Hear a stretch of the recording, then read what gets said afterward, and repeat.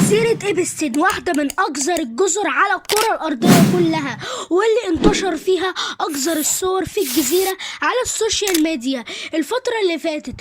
وكل ده مش علشان فلوسهم ولا حتى علشان خبرتهم، طب علشان إيه؟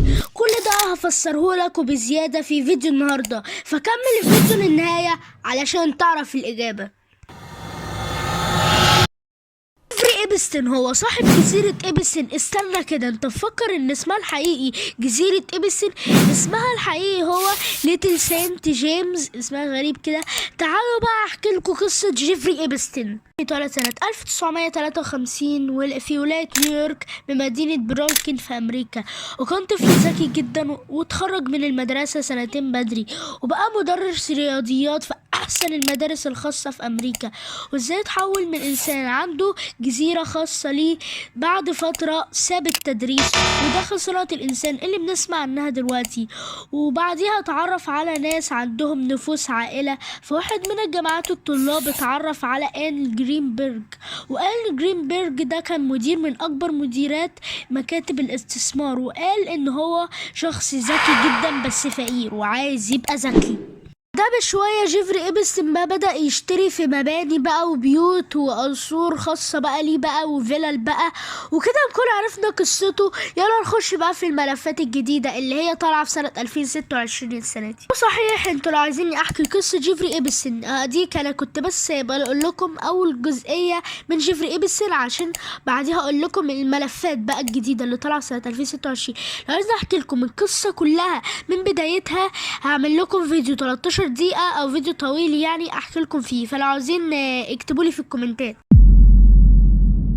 الجزيرة دي بيحصل فيها أبشع الصور، زي مثلا إبستين كان بياخد البنات كلعبة وبياخد الأطفال بيعمل فيهم حالات اختلاط وحاجات مقرفة قوي. وكمان في نظرية بتقول ان اطفال فلسطين نصهم مختفي والنص التاني بيقولوا مات، والنص التاني اللي بيقولوا تحت الانقاض.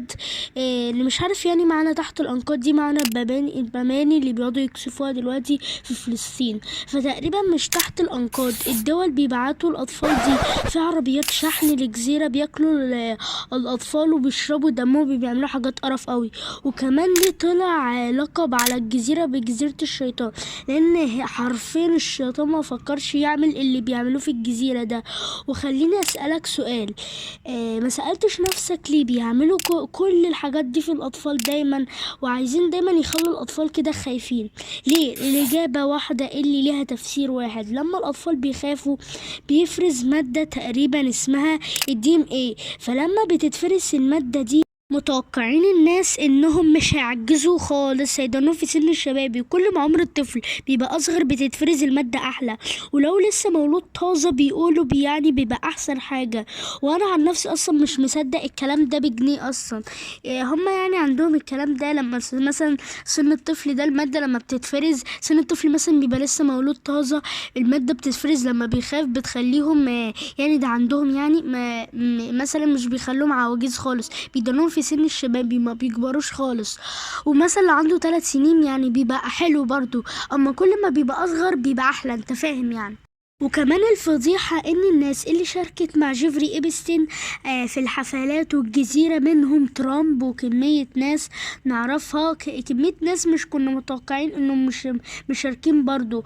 وبرضو بنت ترامب شاركت في حفلة في جزيرة إبستين، وإيلون ماسك ونفس الكلام يعني وكده. ودول اهم نقطة في الفيديو. في نظرية بتقول ان لسه جيفري إبستين عايش. هتقولي ازاي؟ ده مات في سنة 2019. بس انا هقولك الكلام ده، لكن انا عن نفسي مصدقه 80%. بيقولوا ان جيفري إبستين ده اخر مرة لما دخل السجن تقريبا كانت الساعة 1 بالليل. كان ساعتها الحراس بتوع السجن اللي كان محجوز فيه ناموا. يعني بص يعني انت متخيل الحراس واقفين على جيفري إبستين بالذات ناموا، وكاميرا المراقبة قفلت لمدة دقيقة، انت متخيل؟ وكل ده حصل في نفس الوقت يعني. وكمان اتسرب صور لجيفري إبستين مش موجود في السجن، وكل ده تخيل ان ده كله ازاي حصل في دقيقة؟ يعني انا مش قادر اصدق ازاي ده كله حصل في دقيقة. والسبب التاني ان جيفري إبستين ازاي برضو عرفوا ان لسه عايش، ده السبب التاني بقى اللي انا متأكد منه شوية. السبب التاني بيقولوا ان جيفري ايبسن عنده حساب فورتنايت. هتقولي يا عم ممكن اي حد يكون مسمي نفسه جيفري ايبسن على فورتنايت. لا، اتاكدوا ان ده حسابه الحقيقي. هتقولي يا عم ممكن يكون اخر مره فتحها قبل ما يموت في 2018. لا، بيقولوا ان هو لسه فتحها قريب. هيجيلك دلوقتي كميه اسئله في دماغك، طب هو عايش فين؟ زي ما محدش يعرف عنه كل حاجه في الفتره دي. في نظريه قالت ان هو عايش في اسرائيل دلوقتي. خلاص كده عرفنا الموضوع هو عايش فين ولا لا. هنخش بقى في اخر جزئية في الفيديو. ما خدتش بالك قبل كده على الانترنت انتشر صورة واحدة بتاخد كسوة الكعبة المشرفة، اخدت حتة صغيرة منها لجزيرة ابسن. هقولك والله في اجابتين للسؤال ده. في ناس قالت ان هما بياخدوا يعملوا كسوة الكعبة دي سجادة، يعني مش عارف ازاي، بس طلع على الصورة ليهم هم عاملينها سجادة. في ناس قالت ان هما بياخدوا بصمات ايدنا من كسوة الكعبة، يعني احنا لما بنطوف حوالين الكعبة بنحط ايدينا اكيد على الكعبة، فهم بياخدوا بصماتنا دي علشان يعرفوا يتحكموا فينا. وبنسبة كبيرة ان الاجابة التانية دي هي الاصح. ولو عايز تعرف اكتر ايه هي الافلام اللي فيها لقطات موجودة في جزيرة ابسن، الافلام دي مش كنت تتخيل انها موجود فيها لقطات من جزيرة ابسن. لو عايز تعرف تابع الجزء التاني ما وراء جزيرة ابسن، فاكتب لي كومنت تحفيزي ولايك واشتراك، ويلا سلام.